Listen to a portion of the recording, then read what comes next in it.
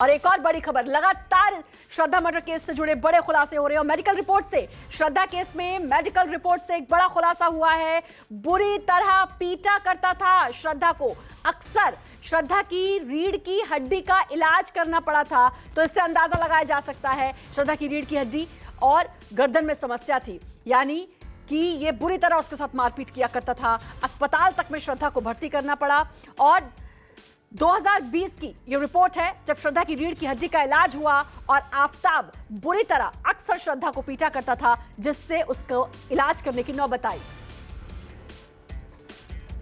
मुंबई से अंकुश जायसवाल मेरे सहयोगी जुड़ चुके हैं। अंकुश, बहुत कुछ खुलासे हो रहे हैं और अब खुलासा यह भी कि 2020 में श्रद्धा एडमिट हुई थी, रीढ़ की हड्डी में उसके चोट आई थी। जी, इससे पहले पुलिस को लक्ष्मण नाडर ने स्टेटमेंट दिया था कि एक वक्त ऐसा आ गया था कि आफताब जो है श्रद्धा को इस तरीके से पीटा था कि उसको मेडिकल अस्पताल में भर्ती कराने की नौबत आ गई थी। तो ये वही किस्सा है। 3 दिसंबर को श्रद्धा जो है अस्पताल में भर्ती हुई थी, वसई के ओजोन अस्पताल में भर्ती हुई थी और करीब 3 दिन तक वहाँ पर एडमिट भी थी। शिकायत क्या थी पेशेंट की? जो मेडिकल रिपोर्ट न्यूज़ 24 के पास है उसके मुताबिक उसके गर्दन में चोट लगी हुई थी, रीढ़ की हड्डी में उसके दर्द था। तो यहाँ तक की नौबत आ गई थी कि एक्सरे निकालने की भी डॉक्टर ने कहा था और 3 दिन तक पूरी तरीके से बेड रेस्ट करने के लिए कहा गया था और 23,000 का बिल भी श्रद्धा द्वारा यहाँ पर भरा गया था। तो इससे पता चलता है कि आफताब किस तरीके से हावी हुआ करता था श्रद्धा पर। लगातार जो श्रद्धा के दोस्त वो आगाह कर रहे थे आफताब के प्रति श्रद्धा को कि उससे दूर रहे, लेकिन आफताब जो है अपनी गलतियां करने के बाद लगातार श्रद्धा को मना लेता था, उससे कस्में वादे किया करता था कि आइंदा इस तरीके की हरकत नहीं करेगा, लेकिन अपनी हरकतों से बाज नहीं आ रहा था।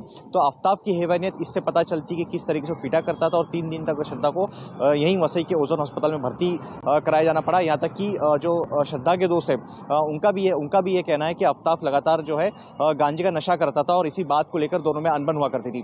3 स्थान उन्होंने बदले थे, रिगल अपार्टमेंट, किनी अपार्टमेंट जहां पे वो लिविंग रिलेशनशिप में रहते थे, वहां के पड़ोसी से भी हमने बात की। उनका कुछ भी इसी तरीके से कहना था कि लगातार उनके फ्लैट से हफ्ते या 2 हफ्ते 10 दिन में शोर शराबे की आवाज़ आती थी, झगड़े की आवाज़ आती थी। हालांकि झगड़ा किस वजह से होता था उनको नहीं पता, लेकिन अब जाके वजह सामने आई है कि आफताब गांजे का नशा करता था और इसी को लेकर दोनों में अनबन हुआ करती थी और बात यहाँ तक बढ़ती थी कि वो श्रद्धा को पीटा करता था और यहाँ तक की नौबत आ गई थी कि 3 दिसंबर 2020 को श्रद्धा को अस्पताल में एडमिट कराना पड़ा और पूरे 3 दिन तक श्रद्धा जो है अस्पताल में भर्ती थी।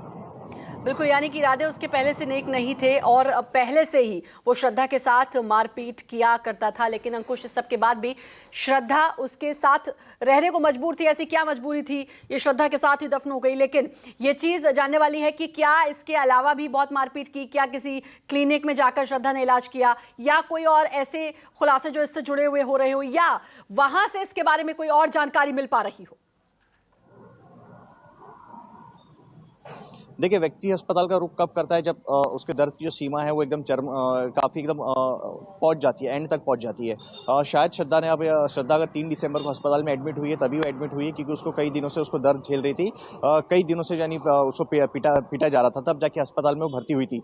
और श्रद्धा उसके साथ क्यों रहती, इसकी एक मुख्य वजह ये भी हो सकती है, हालांकि हम आकलन नहीं लगा सकते, कि आफताब के चक्कर में उसने अपने माताजी का घर छोड़ा था अक्टूबर 2019 में। ये श्रद्धा का फैसला था कि आफताब के साथ रहेगी और हो सकता है कि वो उम्मीद की जा रही थी कि आफताब हो सकता है अपना व्यवहार उसमें बदल जाए, क्योंकि उसके दोस्तों से जब बात हुई उन्होंने यही कहा कि श्रद्धा लगातार उससे मार खाती थी।